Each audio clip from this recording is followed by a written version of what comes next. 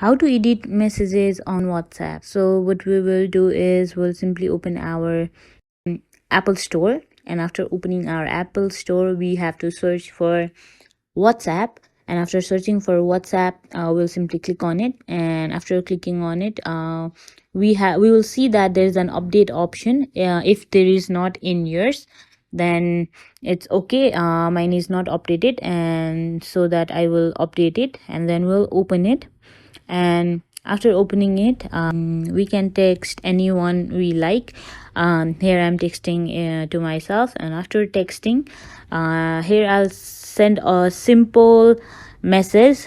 I'll type hi, and I'll just send it.